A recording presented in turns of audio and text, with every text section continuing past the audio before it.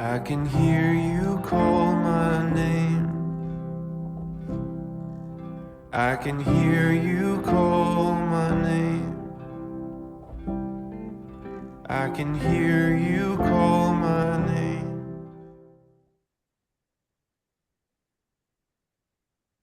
Hello, and thank you for joining us today. Today we're going over learning the Bible in 24 hours. It's a little more than 24 hours, but we try and keep it short. And we're going over Genesis 12 through 50. That's chapters 12 through 50 today. And Helve will be teaching today. And Helva's with us today. Hello, Helva. How are you? I'm great. How are you, Chris? I am good. I'm good. Tired, trying to wake up. Yeah, sometimes we have good days and sometimes bad days and sometimes awake days and sometimes sleepy days. So, Oh yeah, yeah. all comes with the human condition. Yeah. Actually, first thing I want to touch on is last week I threw something out there, two things out there. One about how long it took Noah to build the ark, and another about Peleg and the meaning of his name. And so, for those who watched last week and want the proof of Noah um, building the ark in 5 years, the reference is Jasher chapter 5, verse 34. And it does say Noah made the ark in 5 years. So, yeah, not 120. He preached for 120 years, but yeah, the actual construction took 5 years. And as far as Peleg, Jasher gives us a little bit more insight, and we settled upon it's one of two meanings or both, and it's actually both. And in Jasher chapter 7, verse 19, it says, To Eber were born two children. The name of one was Peleg, for in his days the sons of men were divided. So that's the Tower of Babel incident. And in the latter days, the earth was divided. So from that, it seems like he was born early on in the time of the Tower of Babel and the dispersing of the nations through dividing up the languages. And after it seems like God divided all the languages and the people started dispersing into different language groups, once they were sort of settled in the air, certain, areas, and that's when God started dividing the continents, which makes sense because after everybody's divided in language, then let's separate them a little farther with land divisions. Yeah, So it that kind makes of so makes much. sense. Yeah, Yeah, that makes so much sense. yeah. So that's sort of just tying up a few loose ends from last week. And this week we're going to start in Genesis chapter 12 and go to the end of Genesis and basically skimming over it. That's 38, 39 chapters to cover. And so we're speed throughing this. And Chris, you just slow me down when you want to um, expound on something or if I've missed something that you think is important to cover. So Will do. I'll raise uh, I'll raise my hands. Okay. yeah. So um the call of Abram. So at this point, Abram is Abram, Abram, and Sarah is Sarai. And so we start off chapter 12 where God calls Abraham and says, um, leave your kindred, leave your family, leave your people, and go to a land that I'm going to show you. And so they head off down into Canaan. And when a famine hits Canaan, they head down into Egypt. And in Egypt, Sarah caught the eye of the Pharaoh. Abraham, um, worrying about his own skin, decides that if I say that Sarah's my sister, then I will, yeah, we will all live. So after reaching Canaan, a famine hits. So Abram takes Sarah and their servants and goes down into Egypt, which apparently did not have the same famine situation. And when Abram realized that Pharaoh was looking at his wife, Sarah, he decided to say, Sarah's my sister. So so he thought, Pharaoh would kill him to take his wife away. And so to save his own skin, he called his wife his sister, who, um, with the genealogies, Sarah was actually his niece, but still close to his own age because some of these well, we know how families work. So anyhow, and according to Jasher, Lot, who comes into play later, is Sarah's brother. So they were siblings, which is, interesting, but just non-essential information to the story. So when Sarah is taken into Pharaoh's court to be his wife, God strikes Pharaoh's household, and he is never able to sleep with Sarah. And then he comes to realize that Sarah is actually Abraham's wife as well as close relative, quote unquote, sister. And so he's like, how dare you lie to me? All this judgment God's brought down on my head and almost died because of it. And here, take your wife and go. And so they left Egypt.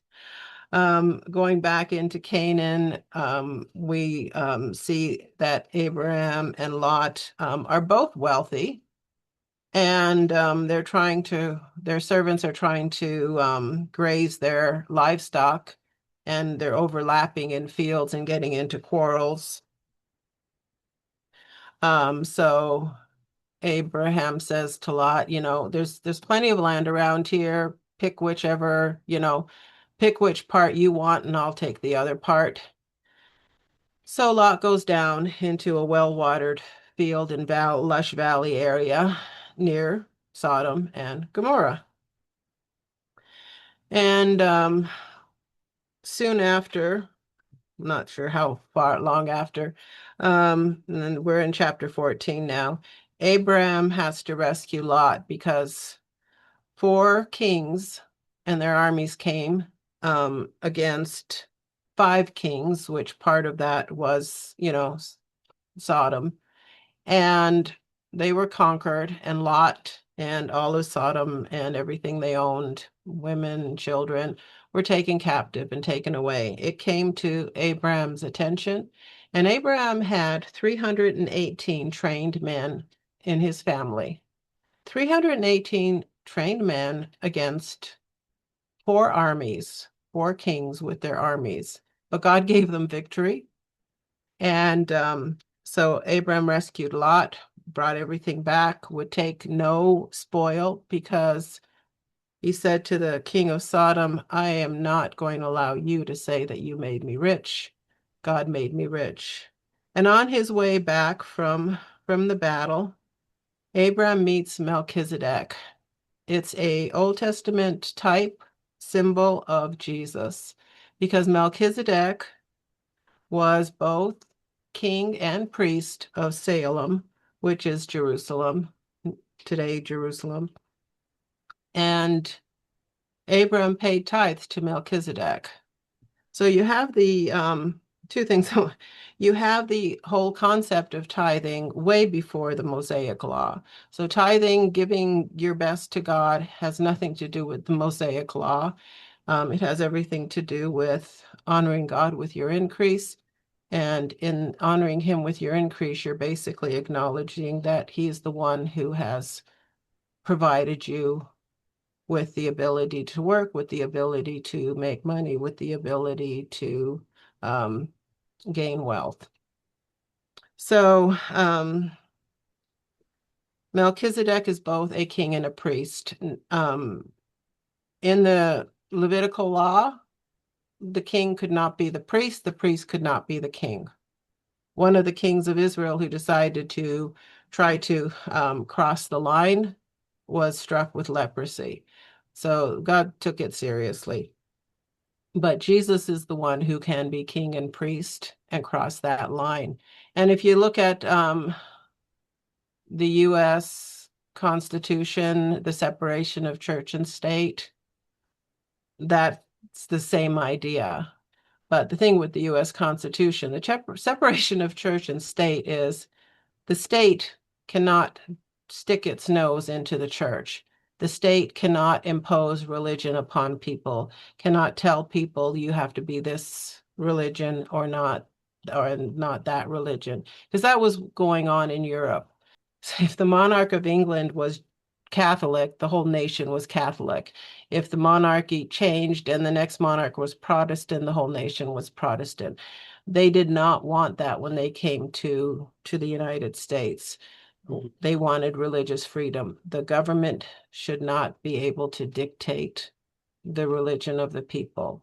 That's what freedom of religion is. It does not mean that religious views can't enter politics. Religious views enter politics all the time because the laws that are made, thou shalt not kill, don't steal, don't murder.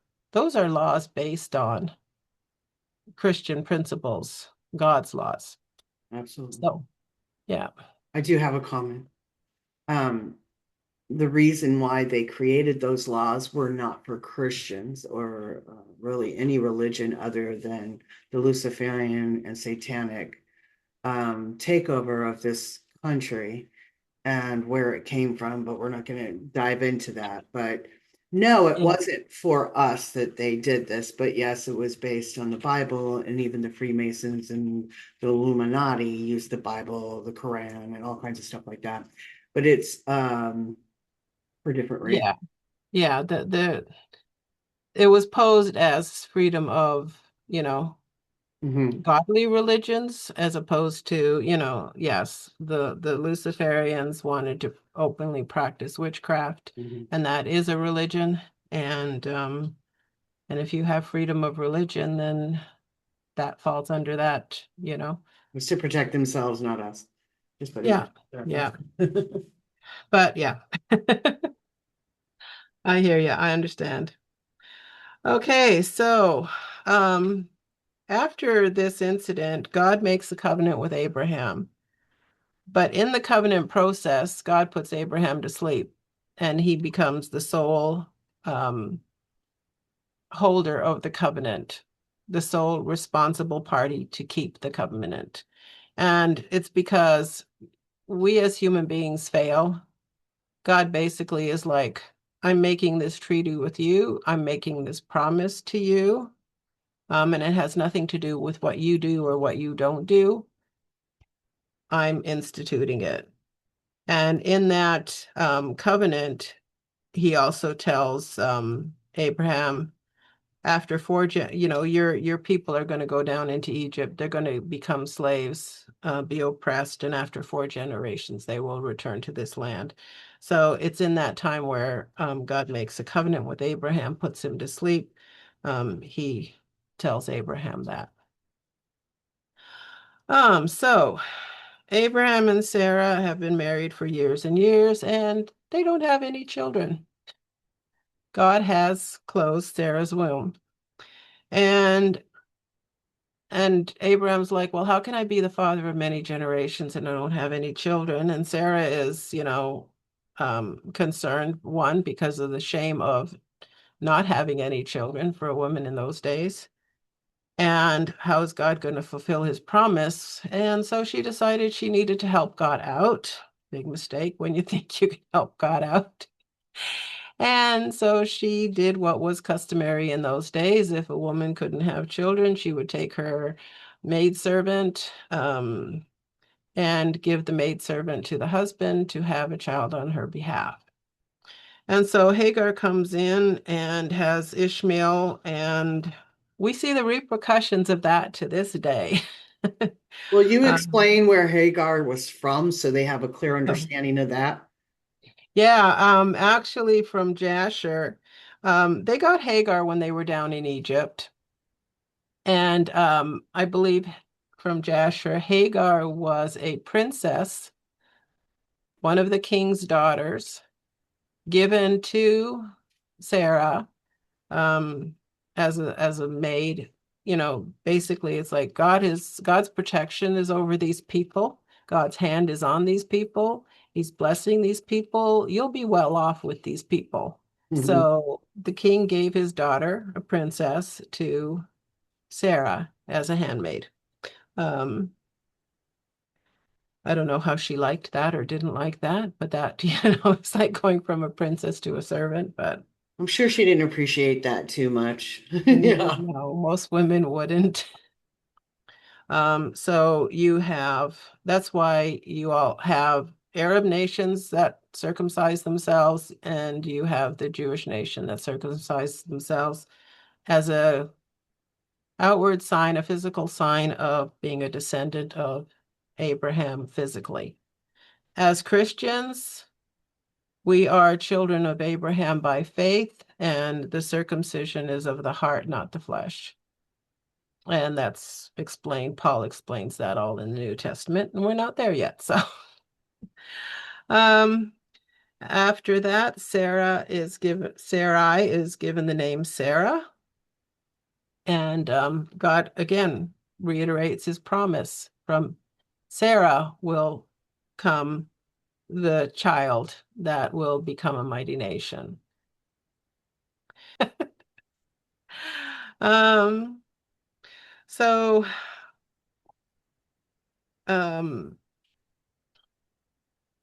when Hagar becomes pregnant and has Ishmael, she sort of, and it says, Hagar has accepted Abraham's God, and her thinking is, oh, God likes me better than Sarah because God allowed me to get pregnant so quickly, not Sarah.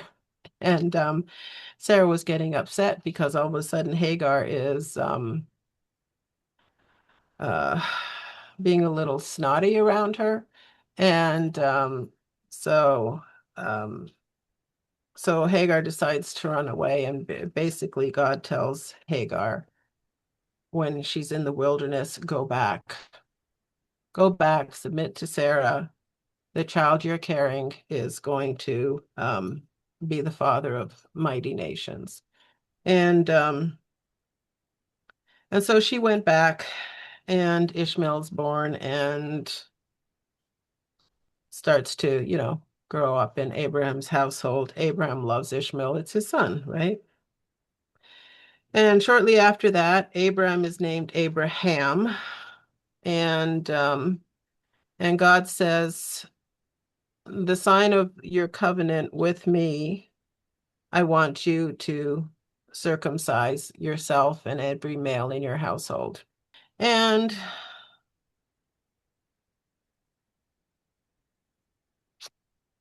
okay, so let's back up. Okay, Sarah is named Sarah. After that, we have three visitors come to Abraham's tent, Jesus and two angels. And while they're there, they tell Abraham that this time next year, Sarah will have a child. And Sarah, who's eavesdropping on the other side of the tent, like a lot of people, like most wives would, starts to laugh, and obviously the laugh was heard on the other side, and it's like, well, why is your wife laughing? Why is Sarah laughing? Oh, I didn't laugh. Well, yes, you did. We heard you. And so Isaac, who was born a year later, his name means laughter. And because Sarah at this point is 89 years old, Abraham is 99 years old. Isaac was born when Sarah was 90 and Abraham was 100. That's pretty old to be having your first child. And for Sarah, it's a first and only child. And at that same time, when these visitors came to Abraham's tent, the Lord said to Abraham, I am going to destroy Sodom. And I know Lot, your family, is there. And so Abraham starts bargaining with God. Well, if there's 50 righteous people in Sodom, will you spare it? If there's 40, if there's 30, if there's 10 righteous. And I think Abraham stopped at 10 righteous because he figured Lot, his wife, the two daughters that were still living at home, The other daughters that he'd already married off to men of Sodom, there should be at least 10 righteous with Lot, his family, and their influence. But obviously not. And so Jesus stayed and spoke with Abraham a little bit longer, and the two angels went down to Sodom and Gomorrah, to Sodom, and went in and found Lot and went in and basically told him, we have to leave. You have to leave. In the morning, you're packing up tonight. In the morning, we're heading out of here. And the men of the town, some people say that they knew they were angels. Other people say, the city was full of homosexuality. And they just wanted relationships with these men. Some people say they knew they were angels and they wanted relationship with them because they knew they were angelic beings. Yeah, I've heard all those explanations. I'm not sure which one Yeah. to land on. But actually, Sodom was just, it wasn't just homosexuality, it's just sexual perversion rampant all over the place. And in reading Jasher, it gives you a little more idea of the wickedness of Sodom and Gomorrah. My question is, this is where I go down a rabbit hole in my mind in it. Um, I don't remember when we were going over Joshua or not, but did it talk about there being hybrids, like Nephilim at that time? No, not. Not in Sodom. Okay. Just Now, curious. no, Jasher I tend doesn't to mention wonder. it, at least not in Sodom. So I'm just going to go over the stories that are in Jasher relating to the wickedness of Sodom and Gomorrah, just to give you, it gives us an example of the wickedness that was there and why God chose to destroy it. Because it said the cry went up from the people who suffered from there to heaven. So this man is on a journey, and towards sunset, in that time, you would just stop at the closest village you encountered just before sunset, just after sunset. You didn't want to be traveling in the dark. Usually when you went into any town or city, somebody would open their doors, offer you a place to stay for the night. There weren't any official inns, hotels, motels like we have today. Well, he gets to Sodom and like nobody is offering him, food or water, nothing for his camels. I don't know if he had camels, donkeys, at least he had at least one donkey, if not more. Um, and so by and by, someone goes out to him and says, well, you shouldn't be spending the night here. Why don't you come to my place? And it's like, okay. And the man had a valuable coat and a cord that was tied to his donkey. And the host tells the man on the journey, I'm going to, take the cloak and the cord and I'm going to put it in a safe place in the house so you don't have to worry about somebody stealing it off the donkey through the night when it's outside and whatnot. And so the next morning, the guy gets up and's like, okay, thank you very much. What do I'll be on my way. Oh, no, no, no, no. Stay for lunch, stay for dinner. And he coaxed him to stay for 2 or 3 extra days. And then when the guy is finally like, you know what, I gotta get going because, I didn't plan on staying here in Sodom to live. I'm on a journey and this was just, a stopping point. Can I get my cord and my robe back? And the host is like, oh, no, no, no, you didn't have a robe and a cord. You dreamed that. And I'm an interpreter of dreams. And the meaning of the cord in your dream means you're going to live a very long life. And the colorful robe from your dream means that you're going to, have a very profitable vineyard full of all different kinds of fruits, more like a vineyard and an orchard and that stuff. And you're going to be prosperous with your vineyards and your long life. And he's like, oh no, I didn't dream it. And and then the wife comes out. It's like, is he gonna, he's eaten our food for 2, 3 days. He needs to pay us for the food. The guy's like, I'll have no problem paying you for the food I ate. Just I want my cloak back. I want my cord back, and then I'll be on my way. Well, then they go to the judge of the town, and the guy's like, well, he's an interpreter of dreams. You owe him money for interpreting your dream for you, and then you owe them money for the food you ate while you're there. And they just argued and argued, and finally he was just run out of town, and his valuable robe and cord he never got back. And so it's just a total injustice. And that's mild.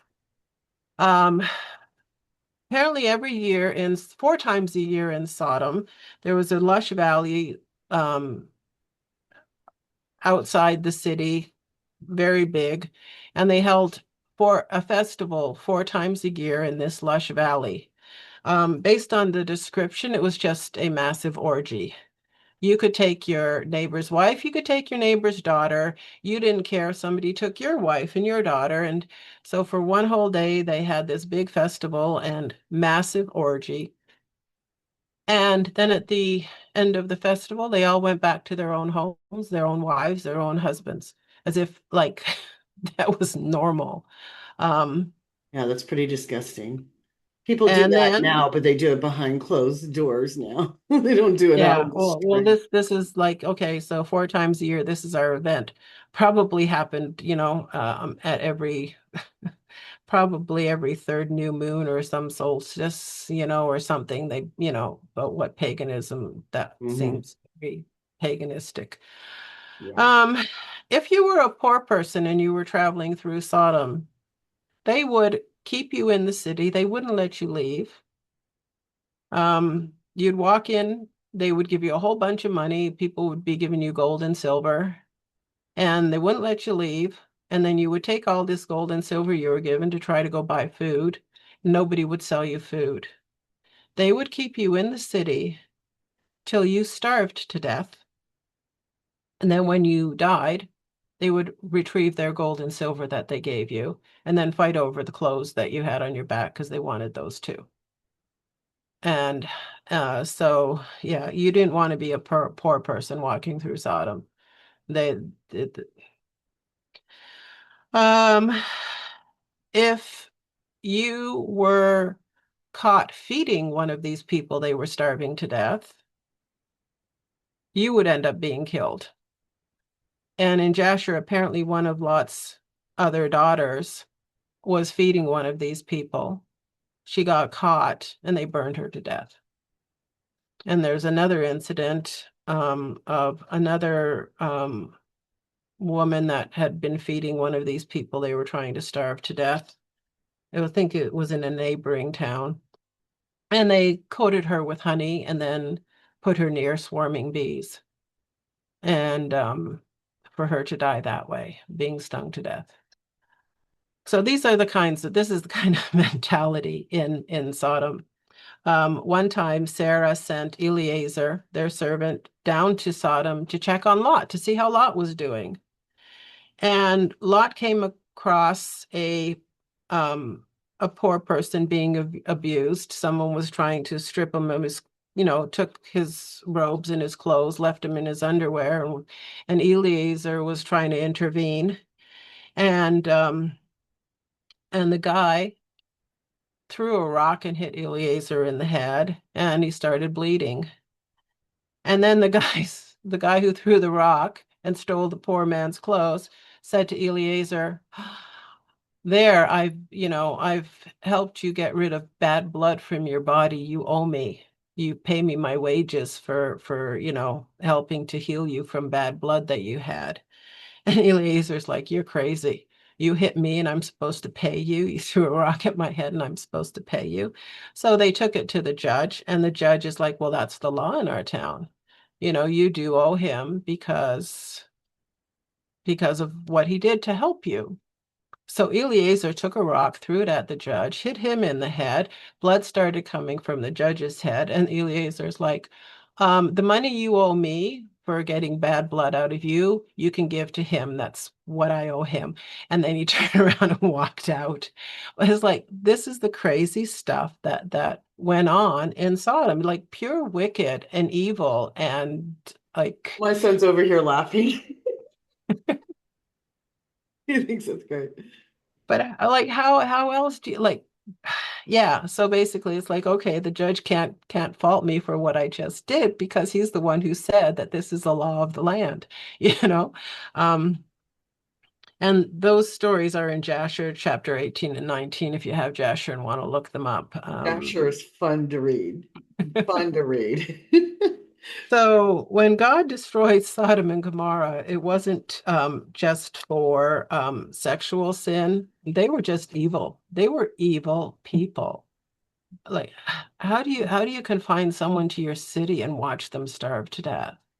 Like that is just pure evil. Very I, demonic. That's why I always was so curious. And when the angels came into town, my personal take on it is that they knew there were angels because when angels are in human form, they have a certain look. They're very light hair, very, blue eyes. And that kind of evil usually comes with demons, which are Nephilim. So I don't mm, know. And the sexual rituals that they were doing kind of like with the Egyptians when the Jews were they had escaped, God had saved them from Egypt, all those sex rituals that they were doing, it just kind of connects for me. mm. Sex magic, I don't know, sexual, those are rituals. Those Yeah. aren't just something that you do. And yes, they're very, very evil, but it comes from somewhere. Whether they're just Well, worshiping those beings or they actually, have some around. But well, because all these pagan religions, their temples have Mhm. temple prostitutes. Mhm. Like, And slaves. what does the enemy, want to attack is sexuality. And so yeah, so much sin is surrounding that. Fertility gods, fertility goddesses, um, yeah. Well, the demons feed on that kind of energy, like the Mm, occult. It's yeah. kind of known. Yeah, and I mean Easter with eggs and bunnies that multiply, like the whole it's sexual symbolism and procreation symbolism and has nothing to do with the death and resurrection of Jesus. Nope. So I mean that there shows you that the whole holiday is Worship Ishtar. is bathed in paganism, but yeah. Okay. So Sodom and Gomorrah get destroyed. Um, Lot's wife looks back, becomes a pillar of salt. That's just, basic Sunday school stories. You can easily read that. Genesis, the whole book of Genesis is I would say an easy read of history from Adam to Moses. Um, and yeah, well worth reading, even just for it's just full of stories, lots of stories. And we're not going to go into detail on everything, obviously. Okay, so Lot and his daughters flee. Um, yeah, that's and from Lot and his daughters come the Moabites and the Ammonites, which become enemies of Israel when they're leaving Egypt and, in latter days. And I'm not sure what those nations are called today, but so Abraham is, moving around the land of Canaan. He goes down into the area of the Philistines. Abimelech is king there. And um, again, he's scared that these men are going to want his 90-year-old wife as their wife because she's still so beautiful. And is like, tell them you're my sister because I don't want anybody killing me because of you. And so you go through this whole thing where, God has to basically tell Abimelech, like, Sarah is Abram's wife, don't you dare touch her, or else you're dead meat. And so Abimelech is like, take your wife back. You're under my protection. Nobody's going to harm you because of your wife. Leave, please, just leave. We'll be friends, but from a distance, leave. Um, Isaac is born after this. So, and I'm like, where it's placed in scripture, it's like she was pregnant at the time, it seemed. Really? Well, because it's right between, but again, sometimes scripture bounces back and forth. Yeah. Um, so I'm not sure if this I was think that just would have been mentioned though. I mean, bouncing back and forth, but this is after the Lot incident, after she's told she's going to have a child within the year. Um, well, it might have been right after she heard that, and then she's still laughing it off, and then that whole incident happened, and then she ended up getting pregnant. Who knows? yeah, because it was a year and pregnancy is 9 months. So then there's 3 months of not being pregnant, and then there's another 4 or 5 months before you even start to show. So yeah. True. She could And have been her, pregnant, not even known it. yeah, because she wouldn't have had any periods at that point. But that's interesting. And before the flood, I mean, what about that? Like when people were living to like 900 and some years old, when was their Oh, period? well, at that point, they'd be probably fertile till they were 600 old. Yeah, Like if you, if you took 900 and made it into 90, then yeah, by like 50 or 500 60. years old, they would start, wow, man, I would not want to think about having a period for 500 Or years. having babies for 500 years for that matter. Yeah. You have many tribes in 500 years. In Genesis chapter 18, verse 10 and 11, this is after Sarah laughs that, I'm not going to get pregnant. I'm not going to have a child. Um, the one of them said, I will return to you about this time next year, and your wife Sarah will have a son. Sarah was listening to this conversation from the tent. Abraham and Sarah were both very old by this time, and Sarah was long past the age of having children. But long past doesn't say how many years that is. But yeah, that's a good point. So she definitely didn't have her period. But now I'm wondering when they would, I'm wondering. Now that's another rabbit hole. Well, Abraham lived to 175 years. Sarah died when she was 120.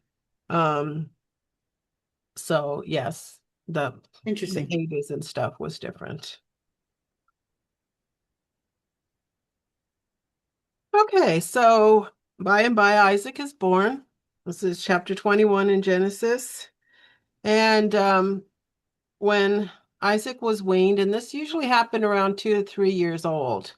They didn't wean kids as early as we do today. Um, I missed that. What and did you so say? I'll cut that part out. I'm sorry. What did you say? When were they weaned? they would wean the kids between 2 and 3 years old, more like 3 years old, not as early as we do today. And when the child was weaned, there was a big party. That was, a time for us, let's throw a party, have a celebration. This is a big milestone in, in the child's life. And Ishmael was making fun of Isaac during at this party. And Sarah heard it and she got very upset. And at that point, she tells Abraham, Hagar and Ishmael need to go. And God is still watching over Hagar. They go in the wilderness. Hagar thinks they're going to die out there, the two of them, and God says, no, they ran out of water. God shows them where a well is, and God says to Hagar, I'm going to make a mighty nation out of Ishmael because he is a child of Abraham.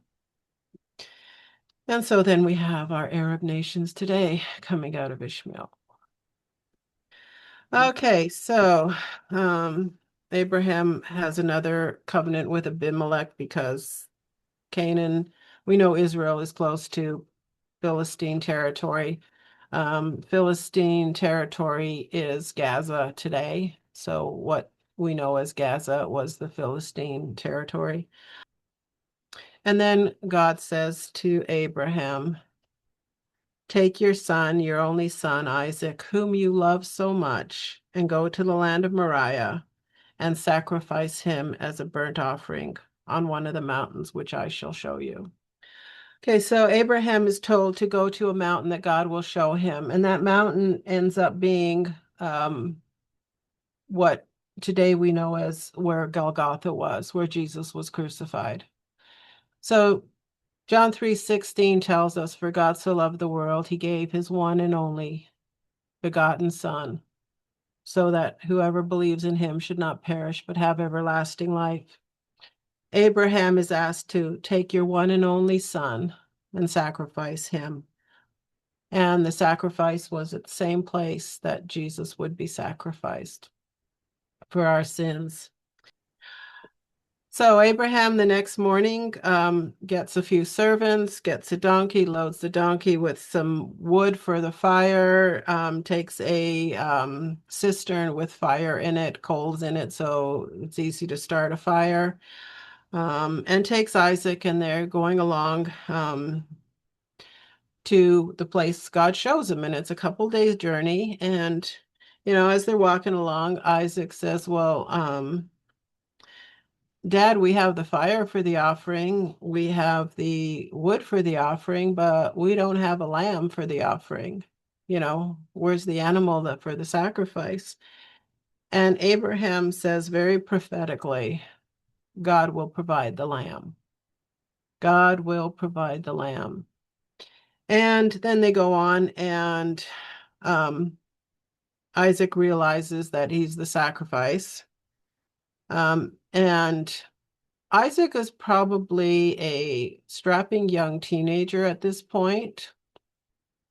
And Abraham's, knows that this is the promised seed. This is the child who all the nations are going to come forth from me. If God wants me to sacrifice him, then God is going to raise him from the dead. That's the kind of faith that Abraham had. But God wasn't looking for Abraham to sacrifice Isaac. He was looking for Abraham's willingness. Would you give to me what's nearest and dearest to your heart? Would you obey me, whether you understand or not? And so when God saw that Abraham would be obedient despite, his feelings in the matter, then God stopped him from sacrificing Isaac. And a ram was caught in the thicket. Now, Abraham before that says God will provide a lamb. God provided a ram at this point. The lamb would be where what John said, when he saw Jesus coming, behold, the Lamb of God who takes away the sin of the world. Jesus was the lamb.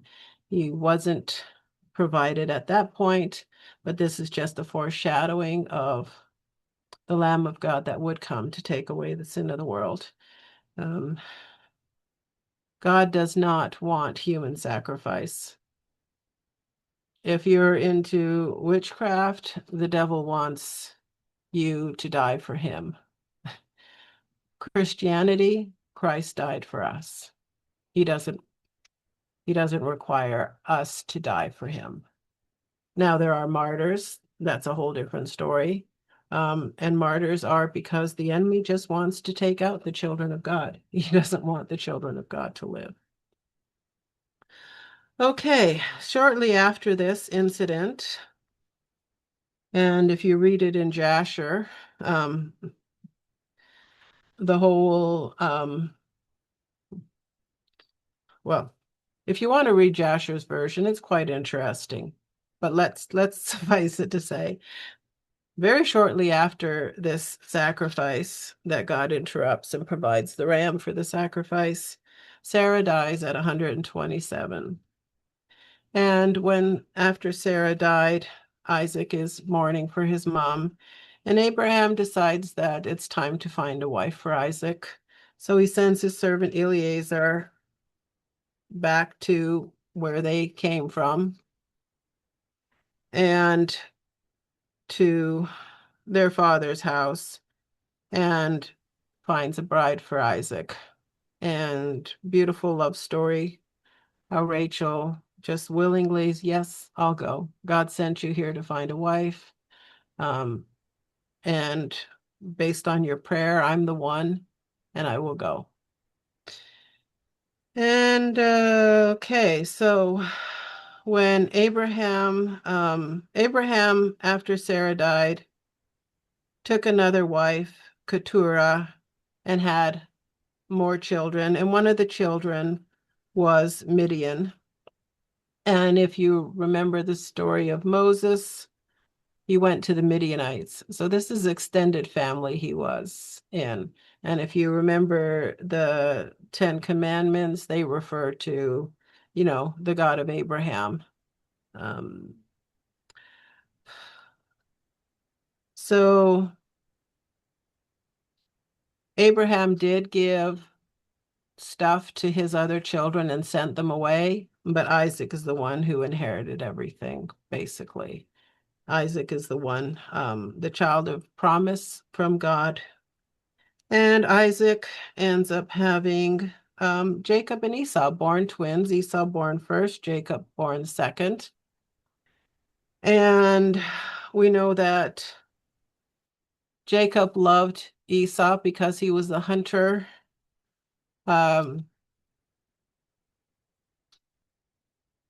Rebecca loved Jacob because Jacob was more of the homeboy type, gardening and cooking. And then Rebecca was also told when she was pregnant that the two babies were fighting inside her, that the younger would serve the older would serve the younger. So she held on to that promise. And so when it came time to, for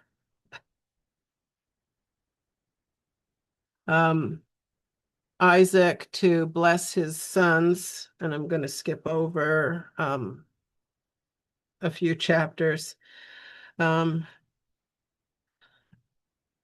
Esau ends up selling the birthright to Jacob because he was hungry one day. And then he ends up, with his mother's help, stealing the blessing. So although Jacob was second born, he ended up getting everything that the firstborn should have. Can you explain to people that are new to the Bible what blessing means? Because we don't do this today. We don't even have this expression. I'm sure they can figure it out, but based on what you said, but maybe just a little more of an explanation. Okay. Yeah, I'm at it again. Sorry. Okay, so instead of trying to explain blessing, which is just good things happening to you, this is the prayer that Isaac prayed over Jacob, the blessing for the firstborn. From the dew of heaven and the richness of the earth, may God always give you abundant harvests of grain and bountiful new wine. May many nations become your servants, and may they bow down to you. May you be the master over your brother, and may your mother's sons bow down to you. All who curse you will be cursed, and all who bless you will be blessed. And so that should have been to Esau, but Jacob got it. And so when Esau came for his blessing,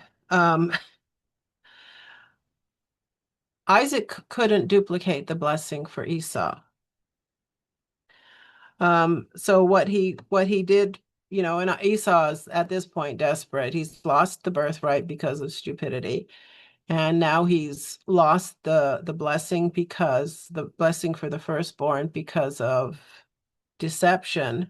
And he's like, Esau pleads with Isaac, but do you have only one blessing? Oh, my father, bless me too.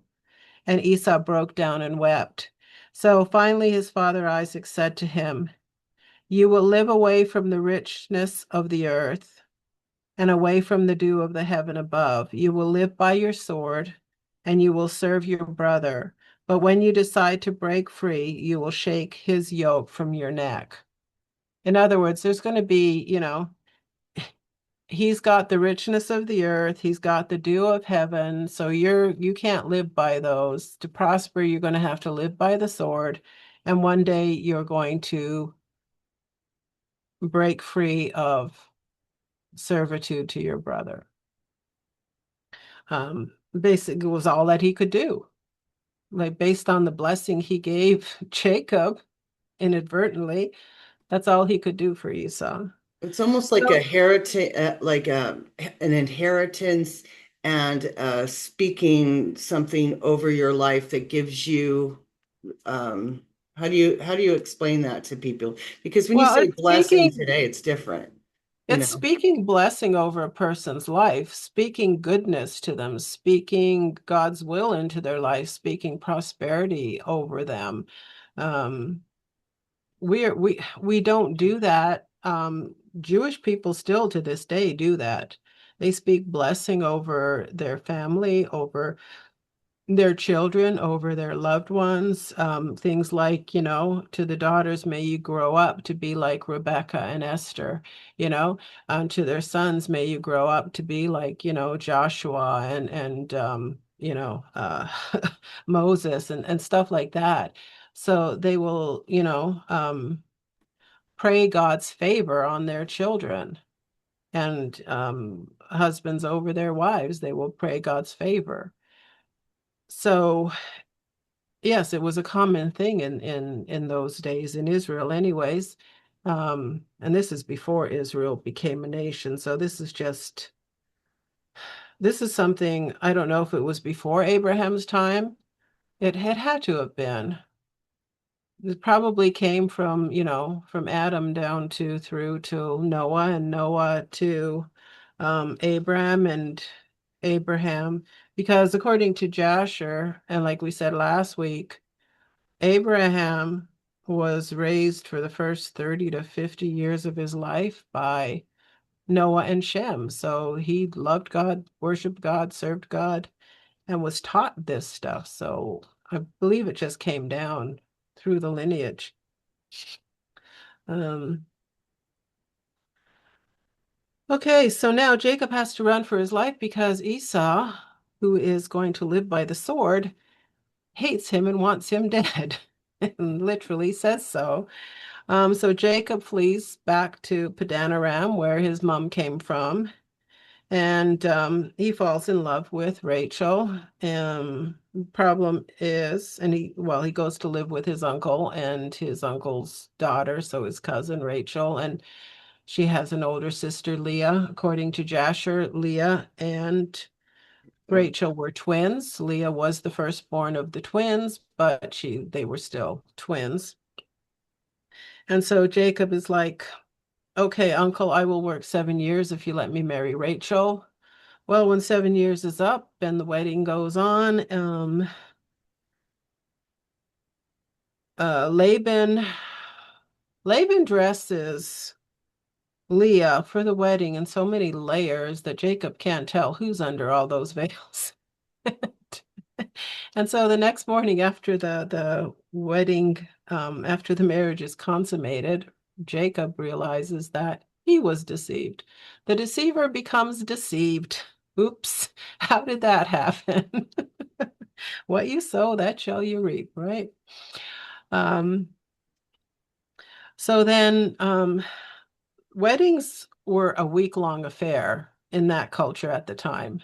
And so Laban says to Jacob, you know what, finish the marriage week out with Leah, and then I will give you Rachel, but you have to promise to work 7 more years for her. So here he is. Within 1 week, he has not one, but two wives who are sisters, who Most one people, he, yeah, most people think that that he had to wait another 7 years for her, but he didn't.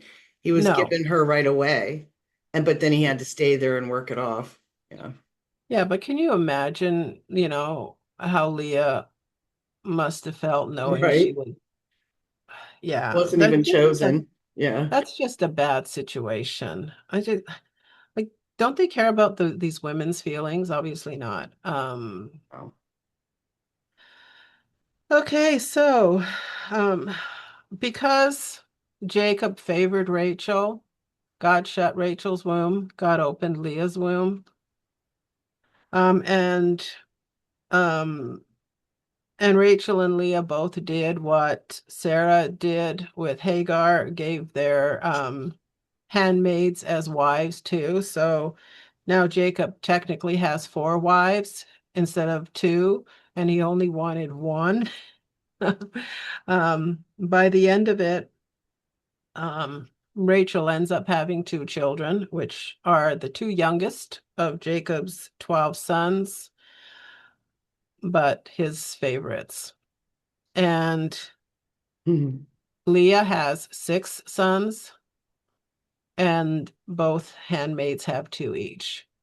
So it gives you 12 sons of Jacob, the 12 tribes of Israel. What's interesting, though, is every time these tribes are listed in the Bible, um, they're listed differently. Sometimes Levi is omitted, and the most interesting is in Revelation, Dan is omitted. Sure. And hold I on. didn't remember Levi being omitted though. I did remember the tribe of Dan being Well, omitted. again, depending on where the tribes were listed. Like the allotment of land is for 12 tribes. Levi is omitted, and you have Joseph divided into Manasseh and Ephraim because the tribe of Levi is divided up scattered throughout Israel because they were the priests, and Yeah, you needed that a, makes sense. a synagogue, Yeah. a temple, a synagogues all throughout the land, but then you had your main temple in Jerusalem. Okay, so Jacob has 12 sons. He also has a daughter named Dinah. Um, and like I said, the 12 tribes are listed in different orders, different names um, throughout scripture. And in Revelation chapter 7, verses 5 to 8, it talks about the 144,000 witnesses in the last days, 12,000 from each tribe, and it goes down and lists the tribes. Dan is missing. Joseph is there, and well, actually, let me just quickly turn to it, and I can just make sure I have it right. So Judah is listed first, although he's fourth born. Reuben, Gad, Asher, Naphtali, Manasseh, Simeon, Levi, Issachar, Zebulun, Joseph, and Benjamin. Now, so Joseph was divided between Manasseh and Ephraim. So they split Joseph off, but they said Manasseh and Joseph instead of Manasseh and Ephraim, with an obvious Dan missing. And so there's a lot of speculation on why Dan would be missing. When you get to the end of Genesis, chapter 49, Jacob is on his deathbed. He calls his 12 sons to him. He is pronouncing a last benediction blessing on all of them. Some of them, it sounds more like a curse than a blessing. Um, Judah gets the biggest chunk. And he talks about Judah being a lion. So that's where we get the lion of the tribe of Judah because of Jacob's blessing him as a lion.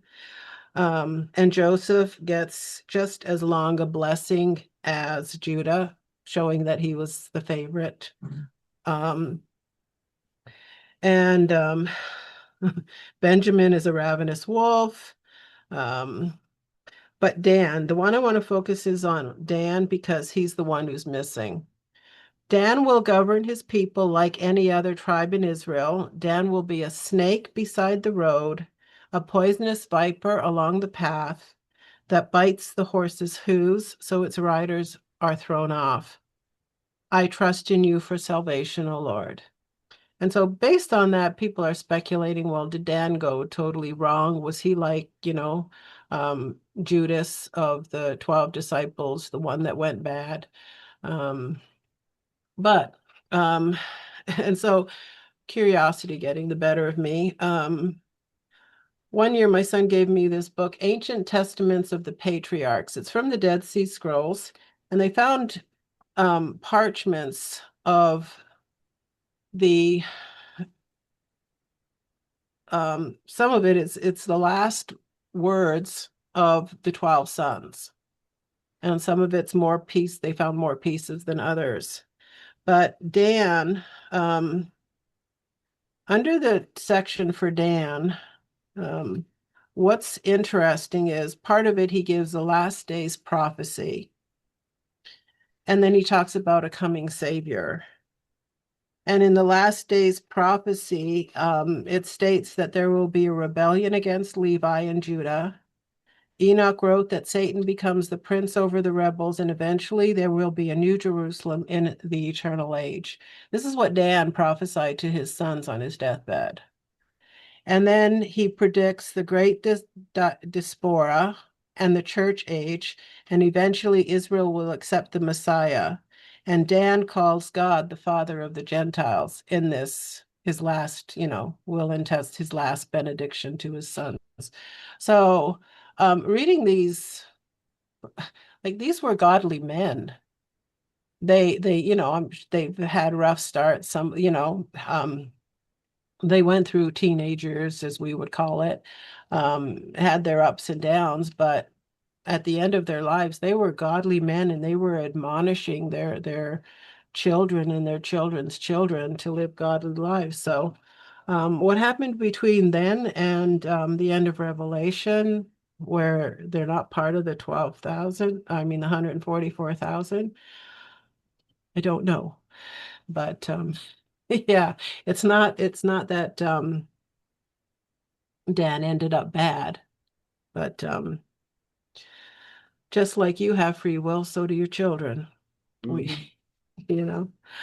Okay, let's try to get back on track. So Jacob has 12 sons with his two wives and two concubines or subwives or whatever you want to call them. Joseph is the favorite. He's given his coat of many colors. His brothers sell him into slavery. He gets into Potiphar's house. He gets favor in Potiphar's house. Problem is, he's a good-looking young man, and Potiphar's wife. Explain who Potiphar is. Potiphar is the captain of the guard. There you The go. captain of the Pharaoh's guard, so pretty high up in Egypt, in the hierarchy of rulership and whatnot, the army general, whatever you want to call him.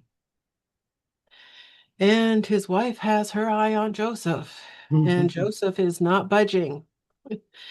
So she ends up, plotting to trap Joseph, and Joseph runs away, but she has his coat. And when her husband comes home, she's all weepy and teary, and you're the servant you brought into my. Basically, it's like, if I'm not going to have him, he's going to be dead, because He humiliated me. basically, yeah, he rejected me. Yeah. The interesting thing is, and in Jasher, it's an interesting read. We know from scripture that Joseph was imprisoned, which basically tells us Potiphar didn't believe his wife. Because if Potiphar believed that Joseph had tried to have his way with his wife, Potiphar would have had Joseph killed on the spot, right there, no questions asked. You're done. But instead, to save face for her and for him, for his position, he was put in prison. In prison, he ends up he ends up gaining favor in the prison ward, so he becomes, head over the prisoners as opposed to a prisoner himself, but he's still stuck down there. And he comes upon two of Pharaoh's servants who are in the prison. One is the baker and one is the cupbearer. So the baker and the cupbearer, and they're both down there, and they both somehow ticked off Pharaoh and were thrown into prison. And then they both have these dreams, and the cupbearer dreams that, um, he dreams about 3 cups of wine and, putting them into Pharaoh's hand. And the baker dreams about 3 baskets of bread that, the birds come and, are starting to pluck the bread out of the baskets that he's carrying on his head, or that he's carrying. I don't know if it's on his head. And so Joseph interprets the dreams to the cupbearer.